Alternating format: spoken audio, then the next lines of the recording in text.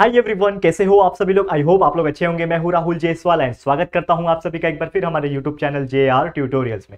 Friends, आज again आपके सामने one of the most important chapter of 10th standard and easiest chapter we can say 10th standard का science 1 का chapter number 1 gravitation का आज मैं लेकर आया हूं लेक्चर नंबर 6। जी हाँ दोस्तों, ये लेक्चर नंबर 6 इस चैप्टर का आखिरी लेक्चर होने वाला है, यानी कि फाइनली आज के दिन ये जो हमारा बेहतरीन सा खूबसूरत सा चैप्टर है जिसका नाम है ग्रेविटेशन, ये कंप्लीट होने वाला है। बहुत बेहतरीन तरीके से हमने इसके पहले के 5 लेक्चर्स कंप्लीट किए, एक एक टॉपिक को कंसेप्चुअल नॉलेज के तौर पे एक्सप्लेन किया है और इतना बेहतरीन तरीके से एक्सप्लेन किया है कि आप लोग का पूरा कंसेप्चुअल नॉलेज क्लियर हो गया होगा और एग्जाम्स पॉइंट ऑफ व्यू आप लोग को बहुत अच्छे से प्रिपरेशन भी हो रहा होगा। तो आज मैं क्या लेकर आया हूं, लेक्चर नंबर 6 आखिरी लेक्चर है। कुछ इंपॉर्टेंट एग्जांपल्स और कुछ इंपॉर्टेंट थ्योरेटिकल चीजें बची हुई है, वो कंप्लीट कर देंगे और पूरा चैप्टर आज हमारा कंप्लीट हो जाएगा, थ्योरेटिकल पार्ट पूरा कंप्लीट हो जाएगा। ठीक है, शुरुआत करते हैं। सबसे पहले अगर हम बात करें, आपको याद होगा कि जो हमारा लेक्चर नंबर 5 था, इसके पहले का लेक्चर, उसमें हमने स्टार्ट किया था एक टॉपिक जिसका नाम था दोस्तों फ्री फॉल। याद है कि नहीं आपको?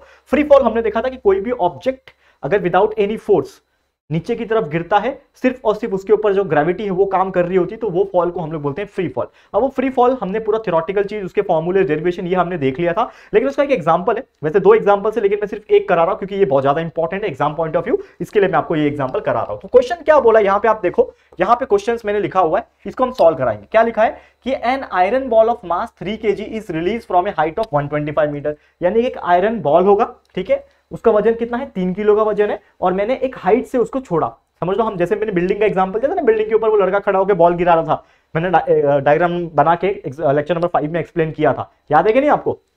तो उसी प्रकार हम समझ लो एक आयरन बॉल है मेरे पास, वो आयरन बॉल को जो भी उसका वजन है 3 किलो का, उसको मैं एक हाइट से 125 मीटर की कोई हाइट होगी, कोई बिल्डिंग होगी, उस पे से मैं रिलीज कर रहा हूं। रिलीज करने के बाद वो क्या हो रहा है, फॉल हो रहा है फ्रीली। क्वेश्चन में क्लियरली बोल रखा है कि वो फ्रीली फॉल हो रहा है, मतलब ये कौन सा एग्जांपल है, फ्री फॉल का एग्जांपल है, करेक्ट है। उसके बाद बोला है assuming that the value of g is इतना, हम लोग को जो एक्सेलरेशन ड्यू टू ग्रेविटी है यानी स्मॉल जी का जो वैल्यू है वो बोला है उन्होंने कि 10 लेना है, आपको 10 मीटर पर सेकंड स्क्वायर लेना है। तो हमें बोला है कैलकुलेट करो, तीन चीज कैलकुलेट करने बोला है। सबसे पहले बोला time taken by the ball to reach the ground, यानी कि जैसे ही वो बॉल को मैंने 125 मीटर की हाइट से जब रिलीज किया, मैंने जब नीचे छोड़ा तो कितने समय में वो नीचे पहुंचेगा। यानी हमें क्या पूछा, time taken by the ball to reach the ground. दूसरा पूछा है वेलोसिटी ऑफ द बॉल, यानी जब वो नीचे गिर रहा था तो उसकी स्पीड कितनी थी, फाइनल वेलोसिटी कितनी थी, वो आपको कैलकुलेट करने बोल रहा है। और तीसरा यहां पे पूछ रहा है the height of the ball at the half time, यानी कि जब वो बॉल गिर रहा था तो आधे रास्ते तक आया तब उसकी कितनी वेलोसिटी थी, यानी कि उसकी हाइट कितनी थी। यहां पे हम लोग को 3 चीज कैलकुलेट करने बोला है। कर सकते हैं, बिल्कुल कर सकते हैं, क्योंकि हर एक कंसेप्ट हमने सीखा हुआ है, हर एक फॉर्मूला हमें पता है, बस इसमें डालना है और शुरुआत करना है। चलो सबसे पहले हम लोग क्या करेंगे, यहां पे गिवन लिखेंगे। हमारे पास क्या दिया हुआ है, मास दिया हुआ है, m दिया हुआ है, कितना दिया है, 3 kg दिया हुआ है। उसके बाद हाइट दिया हुआ है, हाइट को हम लोग डिस्टेंस से मेजर करेंगे और डिस्टेंस को हम लोग क्या लिखते हैं दोस्तों, s मानते हैं। ठीक है, डिस्टेंस को हम लोग क्या मानते हैं, s मानते हैं, डिस्प्लेसमेंट बराबर ना, 125 मीटर दिया हुआ है, 125 मीटर दिया हुआ है। उसके अलावा हम लोग को acceleration g due to gravity g का वैल्यू दिया हुआ है 10 मीटर पर सेकंड। ठीक है ना, ये हम लोग को दिया हुआ है, ये हमें दिया हुआ है। कैलकुलेट करना है टाइम, यानी कि t सबसे पहले निकालना है। तो हम लोग क्या करेंगे, सबसे पहला कंडीशन लिखेंगे यहाँ पे। सबसे पहला कंडीशन क्या बोल रहा है, टाइम निकालो। आपको याद है हमारे पास m दिया हुआ है, s दिया है, g दिया है, सब कुछ दिया है, लेकिन हमको एक चीज पता है दोस्तों, क्या पता है कि हमें यहां पे कहीं ना कहीं एक फाइनल वेलोसिटी की जरूरत है जो कि नहीं होगी। और आपके दिमाग में एक और चीज बोलता होगा कि हमने फ्री फॉल के कंडीशन से ही सीखा है कि जब भी कोई ऑब्जेक्ट को हम जब ऊपर से नीचे छोड़ते हैं तो स्टार्टिंग की जो वेलोसिटी होती है, स्टार्टिंग का जो स्पीड होता है, इनिशियल वेलोसिटी जिसको कहते हैं, वो क्या होता है, शून्य होता है, यानी 0 होता है। करेक्ट है, कोई भी चीज जब रुकी हुई होती है, ऊपर से छोड़ रहे हैं हम लोग, तो ये रुकी हुई है, तो ये स्टार्टिंग में क्या है, इसकी वेलोसिटी 0 है। यानी कि कहीं ना कहीं हम लोग एक और चीज ले सकते हैं गिवन में कि that is u is equal to 0 metre per second, ये हम लोग मान सकते हैं। करेक्ट है कि हमारा जो इनिशियल वेलोसिटी है, यहां पे लिखता हूं मैं साइड में, यहां पे मैं इसको साइड में लिखता हूं, यहां लिखता हूं। ठीक है, देखो यहां पे ध्यान से, यहां पे मैं लिखता हूं u इज इक्वल टू कितना है, 0 मीटर पर सेकंड। ये हम लोग को पता है क्योंकि हम लोग को पता है ये चीज फ्री फॉल है, और फ्री फॉल में इनिशियल वेलोसिटी क्या होती है दोस्तों, 0 होती है। ठीक है, हमें एक चीज पता है, यहां पे s दिया हुआ है, यहां पे u दिया हुआ है। ठीक है, ठीक है, और यहां पे एक्सेलरेशन ड्यू टू ग्रेविटी यानी a का जो वैल्यू है, a is equal to g होगा ना। एक्सेलरेशन ड्यू टू ग्रेविटी मतलब एक्सेलरेशन ही हुआ ना, g मतलब ग्रेविटी, तो acceleration due to gravity a का वैल्यू कितना दिया है, 10 मीटर पर सेकंड दिया हुआ है यहाँ पे ऑलरेडी। टाइम हमें निकालना है, तो एक फॉर्मूला है हमारा, कौन सा, न्यूटन्स का सेकंड इक्वेशन ऑफ मोशन। आपको याद है कि नहीं, न्यूटन्स सेकंड इक्वेशन क्या होता है, न्यूटन्स का सेकंड इक्वेशन आपको अगर याद नहीं आ रहा होगा तो यहां पे मैं लिखाता हूं, s is equal to ut plus half a t square. ये हमारा क्या था, न्यूटन्स का सेकंड इक्वेशन था। तो s is equal to u t plus half a t square, इसमें वैल्यू डाल दो। s पता है क्या मेरे को, पता है 125 मीटर है, डाल दिया 125 metre, that will be equal to u t, u multiply by t, मतलब u मल्टीप्लाई बाय टी, तो u 0 है, t तो वैसे ही रहेगा, तो 0 मल्टीप्लाई बाय टी, ठीक है। फिर आगे है plus, plus half a t square, plus half a t square, a कितना वैल्यू है, ए का वैल्यू कितना है, एक्सेलरेशन ड्यू टू ग्रेविटी का, वो 10 दिया हुआ है, तो यहाँ पे 10 और उसके बाद टी स्क्वायर, यानी टी का टी ही रहेगा, क्योंकि टी तो हमें फाइंड आउट करना है, करेक्ट है। अब इसमें कैलकुलेट करते हैं, तो ये 125 इज इक्वल टू, ये 0 मल्टीप्लाई बाय 0 ही हो जाएगा, तो ये सिर्फ इतना बचेगा हाफ, और ये 10, ठीक है, 10 का भी यहां पे हम लोग लिख सकते हैं आगे टी स्क्वायर, वैसे का वैसे, ये 125 वैसे ही रहेगा, ये हाफ, 2 1 2, ये 2 5 10 हो गया, कैंसिल कर दिया, मतलब कितना बच रहा है, सिर्फ 5 बच रहा है यहाँ पे, तो 5 टी स्क्वायर बचेगा। तो इन शॉर्ट टी स्क्वायर का वैल्यू यहां से निकल सकता है, दैट इज 125 डिवाइड बाय 5, तो t square will be equal to, 125 को 5 से डिवाइड करो, 25 5 125 होता है, तो t square is equal to 25, therefore t का वैल्यू आ जाएगा यहां से 5 सेकंड्स। आ गया आंसर, टी का वैल्यू आ गया। यही तो कैलकुलेट करना था हमें। पहला एग्जांपल क्या था कि time taken by the object to reach the ground, यानी कि हमें वही कैलकुलेट करना था। तो हमने हमारा जो सेकंड काइनेमेटिकल इक्वेशन का फॉर्मूला जो हमने आपको फ्री फॉल के टाइम पे भी सिखाया था, तो ये इसके हेल्प से हमने निकाल दिया ना आराम से, कि whenever the object is released from a particular height, यहां पे कितना हाइट था 125 मीटर था, उसके थ्रू जब गिराया हमने, तो गिराने के बाद क्या हो रहा है, 125 मीटर की हाइट कवर करने के लिए वो 3 किलो के बॉल को कितना समय लग रहा है, 5 सेकंड लगेगा, खाली वो नीचे गिर जाएगा। ये है उसका आंसर फ्री फॉल का। समझ में आ गया, क्लियर है, बहुत इजी था। चलो अगले क्वेश्चन पे जाएंगे। अगला क्वेश्चन मतलब सेकंड वाला, क्या पूछा इसमें, वेलोसिटी निकालो।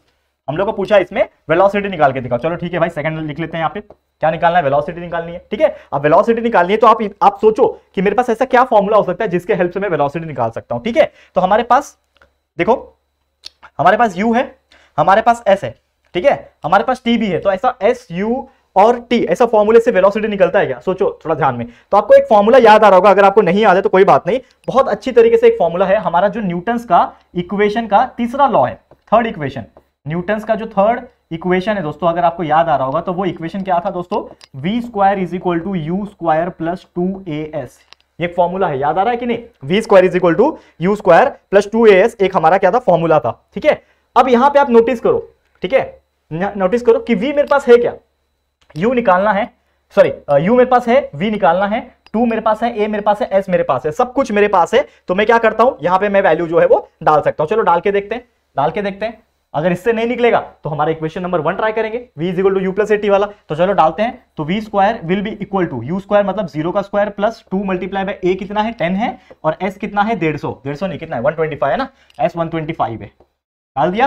कैलकुलेट करते हैं तो ये हो जाएगा v square is equal to, ये 0 स्क्वायर 0 ही रहेगा, ये 2 मल्टीप्लाई बाय 10, 10 मल्टीप्लाई बाय 125 कितना होता है 20, 20 मल्टीप्लाई बाय 125 करो, करके देखो, नहीं निकलता है कोई बात नहीं, करके देखो, 2 मल्टीप्लाई बाय 10 20 होता है, 20 मल्टीप्लाई बाय 125 साइड में करता हूं, 125 को 20 से मल्टीप्लाई कर रहा हूं, ये हो जाएगा 250 और ये 250, 2500 आ जाएगा, यानी कि हमारा v square is equal to 2500 आ रहा है, कितना मीटर पर सेकंड। लेकिन एक्चुअल में हम लोग को ये पूरा आंसर निकालना है, ठीक है, ये v square is equal to 2500 आया, यानी कि इन शॉर्ट, सॉरी गड़बड़ गलती से पूरा मिटा दिया, ठीक है। तो हमारे v square is equal to 2500 है, यानी कि v का वैल्यू मिल जाएगा हम लोग को, v is equal to under root of 2500, 2500 का स्क्वायर रूट निकाल दो तो हमें v का वैल्यू मिल जाएगा 50 मीटर पर सेकंड। आ गया देखो v का वैल्यू आ गया, कितना सिंपल था, बस हमने थोड़ा सा दिमाग लगाया कि ऐसा कौन सा फॉर्मूला है तीनों काइनेमेटिकल इक्वेशन में जिसमें v से वैल्यू हमें निकाल पाए, तो निकाल दिया ये फॉर्मूला लगा के। अब तीसरा चीज क्या है, तीसरा चीज ये है कि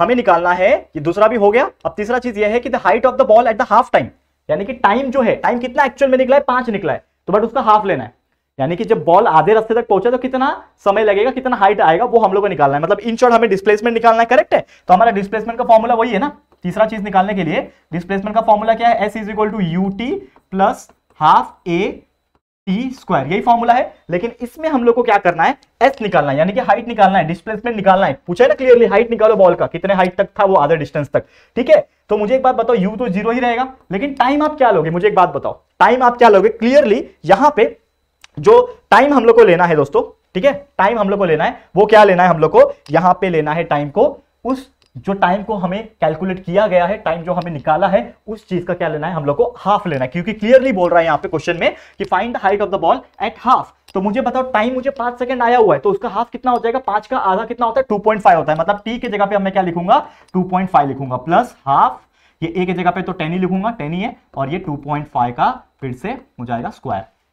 समझ में आ रहा है? सॉल्व कर लो, आंसर आ जाएगा। s is equal to 0 multiply by 2.5 0 ही रहेगा, plus half multiply by 10 multiply by 2.5 का स्क्वायर निकालो, 2.5 मल्टीप्लाई बाय 2.5 25 का स्क्वायर होता है, 25 का स्क्वायर कितना होता है? 625 होता है गेस, 625 मतलब 6.25, ठीक है, 6.25 आएगा, करेक्ट है, ये वाला आ जाएगा।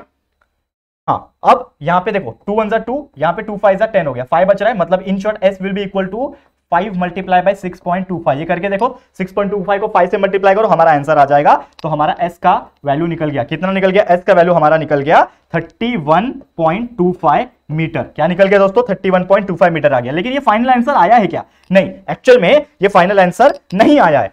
हमको पूछा है कि ये हाइट, ये एक्चुअल में कहां से आया? हमें पूछा है कि the height of the ball at the half time it takes to reach the ground. तो हाफ तक है, लेकिन एक्चुअल में टोटल डिस्टेंस कितना था हमारा? 125 था। तो अब इसको मैं माइनस कर दूंगा 125 से, तो 125 माइनस 31.25, 125 माइनस 31.25, तो अब हमारा आंसर आएगा जो कि 93.75। ये हमारा फाइनल आंसर आ रहा है 93.75 metre. This is your final answer. मतलब फाइनली जब वो बॉल आधे रास्ते तक पहुंचा था तो हमारा कितना हो रहा था डिस्टेंस? वो हो रहा था 93.75 मीटर हो रहा था। क्लियर है? उम्मीद करता हूं कि ये चीज आपको समझ में आ गया होगा और बेहतरीन तरीके से हमने इसको सॉल्व करा दिया है। और उम्मीद करता हूं अगर यही एग्जांपल आ गया, थोड़ा बहुत तोड़ मरोड़ के आएगा, यानी कि नंबर्स अलग हो सकते हैं, बाकी चीजें अलग हो सकते हैं, लेकिन एग्जाम्पल वैसे के वैसे आ सकते हैं। तो आपको प्रैक्टिस कर लेना है और अच्छी तरीके से इसको लर्न कर लेना है। क्लियर है? हो जाएगा। अब चलते हैं हमारे इस चैप्टर के आखिरी टॉपिक के ऊपर। बहुत ही सुंदर, बहुत ही ज्यादा इफेक्टिव टॉपिक है जिसका नाम है दोस्तों एस्केप वेलोसिटी। ठीक है, चलो आ जाते हैं नेक्स्ट टॉपिक के ऊपर। क्या नाम है इस टॉपिक का? Escape velocity. तो ये होता क्या है? एस्केप वेलोसिटी एक्चुअल में क्या होता है? तो आपको एक चीज बता दूं, जैसे कि समझ लो कि मेरे पास एक पृथ्वी है, एक ही पृथ्वी होती है वैसे तो, एक पृथ्वी नहीं है मेरे पास, ये अर्थ है, ये मेरा क्या है? अर्थ। ठीक है, अब ये अर्थ में नॉर्मली अर्थ के ऊपर समझ लो कोई एक पर्टिकुलर क्या है? एक इंसान है। ठीक है, अब यहां पे एक इंसान है। अब मुझे पता है कि हमारे अर्थ के चारों ओर हमारे अर्थ के चारों ओर क्या है दोस्तों? एक ग्रेविटेशनल इन्फ्लुएंस है। कोई भी चीज ऊपर जाती है तो नीचे खींची जाती है। जैसे मेरा मार्कर मैंने ऊपर फेंका है तो ये घूम फिर के नीचे आ रहा है। कोई भी चीज ऊपर जा रहा है तो नीचे आ रहा है, क्यों? क्योंकि ग्रेविटी उसको खींच ले रहा है। तो समझ लो आपने बचपन में बॉल खेला होगा, बॉल के साथ बहुत खेला है। ठीक है, क्रिकेट बॉल हो गया, कोई भी बॉल हो गया, खेला है। तो हम बचपन में ना कैच खेलते थे। हम लोग भी बचपन में जब बैट नहीं होता था तो सिर्फ बॉल रहेगा तो हम कैच खेलते थे। दो इंसान उधर खड़े रहेंगे, दो इंसान इधर, हम एकदम हाइट पे बॉल फेंकते थे, वो उसके पास जाता था, वो कैच पकड़ता था, फिर वहां से हमारे पास फेंकता था। कैच खेला है कि नहीं सबने? कमेंट करना। ठीक है, कैच खेला है। तो कैच में क्या होता है कि हम पूरी ताकत लगा के वो बॉल को इतना हाइट पे फेंकते हैं, पूरी ताकत लगा देते हैं और वो बॉल को इतनी हाइट पे फेंकते हैं। लेकिन कितनी भी ताकत आप लगा लो दोस्तों, कितनी भी हाइट पे फेंक लो, घूम फिर के वो बॉल थोड़े टाइम के बाद नीचे जरूर आता है। क्यों आ रहा है? क्योंकि ग्रेविटी उसको नीचे खींच रहा है। लेकिन कभी आपने सोचा है दोस्तों कि अगर वो बॉल को मैं इतनी ताकत लगा दूं कि वो हमारे अर्थ सरफेस का जो ग्रेविटेशनल फोर्स का जो लेयर है उसको ही पार करके चला जाए, यानी कि जो ग्रेविटेशन पुल है हमारे पृथ्वी पे, क्या है? ग्रेविटेशनल पुल है ना, जो खींचता है हर चीज को अपनी तरफ। तो ग्रेविटेशनल पुल को भी क्रॉस करके बाहर चले जाए और स्पेस में निकल जाए, तो वो जो ताकत होगी और जो स्पीड से हमने फेंका रहेगा, जो ताकत लगाया, जो स्पीड से हम लोग ने फेंका है, कि जो हमारा बॉल रहे या फिर जो भी ऑब्जेक्ट रहे वो अर्थ का ग्रेविटेशनल पुल को, लेयर को तोड़ के निकल जाए बाहर और कभी लौट के वापस ना आए, that velocity is called as the escape velocity. नाम से ही आपको पता चल जाना चाहिए। नाम में ही देखो एस्केप है। एस्केप मतलब होता है बचना। हम लोग बोलते हैं ना, हाँ आई एस्केप्ड, मतलब मैं बच गया। तो एस्केप वेलोसिटी मतलब एक ऐसा वेलोसिटी, बचने वाला वेलोसिटी, एक ऐसा वेलोसिटी रहेगा जो किसी ऑब्जेक्ट के ऊपर अप्लाई होगा तो वो क्या होगा? अर्थ के ग्रेविटेशनल पुल से एस्केप हो जाएगा और वो ऑब्जेक्ट को वो बाहर निकाल देगा अर्थ के लेयर से और वो कभी लौट के वापस नहीं आएगा। That velocity is known as the escape velocity. और ये टाइप की वेलोसिटी किसके ऊपर अप्लाई होती है? रॉकेट्स के ऊपर अप्लाई होती है। आपने देखा है ना, जो रॉकेट होती है ऐसी होती है, रॉकेट ये ऊपर जाती है, जाती है और एक टाइम के बाद अर्थ के ग्रेविटेशनल पुल को भी पार करके चली जाती है, क्योंकि इसके पास इतनी ताकत होती है और ये इतनी स्पीड से जा रही होती है। तो फोर्स तो अपनी जगह है, क्योंकि वेलोसिटी अगर देनी है, यानी तेजी अगर देनी है तो ताकत चाहिए। जैसे कोई भी गाड़ी तेज चलती है 100 किलोमीटर प्रति घंटा, 150 किलोमीटर प्रति घंटा, क्यों देती है? क्योंकि उसके पीछे ताकत लग रही है। कौन लगा रहा है ताकत? इंजन लगा रहा है। ठीक है, इंजन के अंदर पिस्टन एंड सिलेंडर अरेंजमेंट है जो बार बार क्रैंकशाफ्ट को घुमा रहा है, जिसकी वजह से आपके टायर्स घूम रहे हैं। तो ताकत लग रही है तब जाके स्पीड मिल रहा है ना। तो यानी कि फोर्स के पीछे थ्रस्ट है, थ्रस्ट लग रही है, तो ये ताकत की वजह से ऊपर जा रही है और वो ताकत के ऊपर जब ऊपर जा रही है तो इसके ऊपर क्या लग रही है? एस्केप वेलोसिटी लग रही है। और ये वेलोसिटी ऊपर जाते जाते अर्थ के ग्रेविटेशनल पुल को भी तोड़ के आगे निकल जाएगा और स्पेस में चले जाएगा। तब जाके रॉकेट अपना सैटेलाइट को लॉन्च करता है जहां पे भी उसको करना है, and that velocity is known as the escape velocity. Clear है दोस्तों? तो उम्मीद करता हूं कि आपको ये चीज भी समझ में आ गया होगा। बहुत बेहतरीन तरीके से समझा दिया, इससे बेहतरीन कुछ नहीं हो सकता। तो आपको याद रखना है, क्या याद रखना है कि एस्केप जो वेलोसिटी है ये क्या करता है, escapes from earth's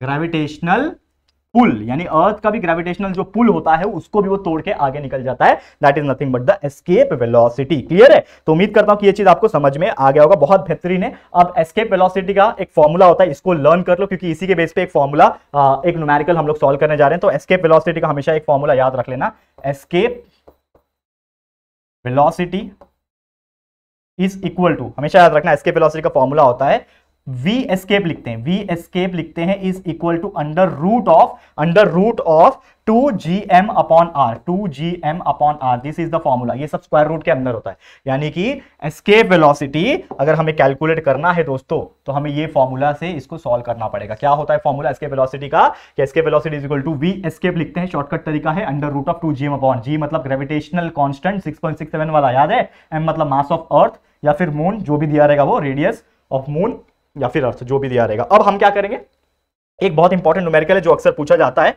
इसको हम लोग फटाफट से आपके लिए सॉल्व करवा देते हैं, फिर हमारा आज का लेक्चर और ये पूरा का पूरा चैप्टर भी कंप्लीट हो जाएगा। तो चलिए शुरुआत करते हैं। पहले क्या दिया एग्जांपल देखो, example is given that calculate the escape velocity. Question में दिया हुआ है कि कैलकुलेट करना है, क्वेश्चन में क्या दिया हुआ है, कैलकुलेट द एस्केप वेलोसिटी दिया हुआ है on the surface of the moon, moon के सरफेस पे निकालना है, अर्थ के सरफेस पे नहीं निकालना है, मून के सरफेस पे निकालना है। ठीक है, given the mass and the radius of the moon to be 7.34 into 10⁻22 kg, मतलब ये क्या दिया, रेडियस दिया हुआ है। Given the mass and the radius, तो मास दिया हुआ है, सबसे पहले मास कितना दिया हुआ है, 7.34 into 10⁻22 दिया हुआ है kg। दूसरा चीज यहां पे उन्होंने दे रखा है रेडियस, ठीक है, कितना दे दिया रेडियस, 1.74 into 10⁻6 मीटर रेडियस दिया। हमें कैलकुलेट करना है एस्केप वेलोसिटी, यानी वी एस्केप कैलकुलेट करना है, ये क्वेश्चन मार्क है।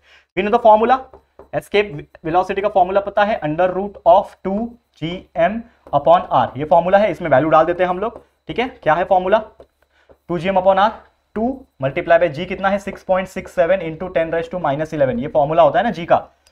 जी का वैल्यू क्या होता है, हमने बार बार सिखाया है आपको, याद रखना है आपको, कैपिटल जी यानी ग्रेविटेशनल कांस्टेंट का, यूनिवर्सल ग्रेविटेशन कांस्टेंट का एक वैल्यू होता है, जो कि होता है 6.67 into 10⁻11 न्यूटन मीटर स्क्वायर पर केजी स्क्वायर, याद रहेगा। ठीक है, डाल दिया उसमें 6.67 into 10⁻11 डाल दिया। उसके बाद हम लोग को m दिया है, मास दिया हुआ है ना 7.34 इंटू कितना है 10⁻22, ये दिया हुआ है हम लोग को। ठीक है, उसके बाद इस पे डिवाइड हो जाएगा, ये पूरे को डिवाइड क्या कर रहा है, r कितना दिया, रेडियस दिया हुआ है 1.74 इंटू 10⁻6 दिया हुआ है। अब इसको पूरे को सॉल्व कर देंगे हम लोग फटाफट से सॉल्व कर लेंगे पूरे को। अब सबसे पहले देखो जितने नंबर है ना, इसको सॉल्व कर लो, 2, 6.67 एंड 7.34, ये तीनों नंबर है, तीनों नंबर को आपस में क्या करेंगे हम लोग, मल्टीप्लाई करेंगे। ठीक है, तो आपस में हम लोग इसको मल्टीप्लाई करेंगे। तो कैसे लिखूंगा मैं, कैसे लिखूंगा इसको, मैं थोड़ा सा साइड में करता हूं, यहाँ पे देखो, v escape is equal to square root बना लिया।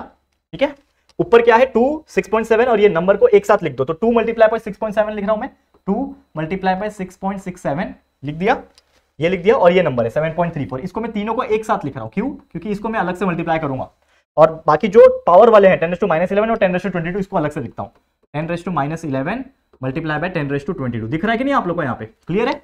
अब उसके नीचे हो रहा है डिवाइड, क्या हो रहा है, 1.74 इंटू 10⁻6, 1.74 इंटू 10⁻6 हो रहा है, करेक्ट है। अब यहां पे ध्यान दो, यहां पे थोड़ा सा फोकस करो, escape velocity is equal to, सबसे पहले ऊपर को मल्टीप्लाई करो, 2 को 6.67 से मल्टीप्लाई करो, जो वैल्यू मिलेगा उसको 7.34 से मल्टीप्लाई करो। तो हमारे को एक वैल्यू मिला है, वो वैल्यू है 97.91, क्या मिल रहा है, अंडर ब्रैकेट मतलब स्क्वायर रूट में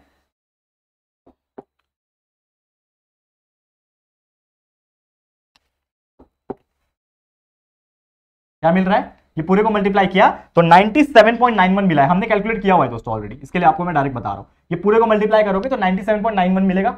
ये 10⁻11 10⁻22 क्या हो जाएगा, ये दोनों 10⁻22 10⁻11 को माइनस कर देगा, तो हमारे पास कितना बचेगा, सिर्फ और सिर्फ 10⁻11 बचेगा। 22 में से 11 का कितना बचेगा, एक जगह 10⁻11 है, एक जगह 10⁻22 है, तो 10⁻22 माइनस 10⁻11 मतलब 22 माइनस 11, 22 माइनस 11, तो मिलेगा 10⁻11। ठीक है, कितना समझा, नीचे है 1.74 इंटू 10⁻6। अब इसमें क्या करना है हम लोग को, ये नंबर को ये नंबर से डिवाइड करना है, और ये पावर वाले को ये पावर वाले से डिवाइड करना है, बहुत सिंपल है। चलो डिवाइड करो, यहाँ पे हम लोग को डिवाइड करने के बाद हम लोग को क्या मिलेगा, एक वैल्यू मिलेगा, ठीक है ना। हम लोग को क्या मिलेगा, एक वैल्यू मिलेगा। क्या मिलेगा, देखो ध्यान से, escape velocity that will be equal to ये 97.91 अपॉन 1.74 जो है, ठीक है ना। इसको हम लोग ने अगर डिवाइड किया दोस्तों तो हमें कितना मिल रहा है, हमें मिल रहा है 56, ठीक है ना। ये दोनों को जब डिवाइड करोगे तो हमें मिल रहा है 56.27।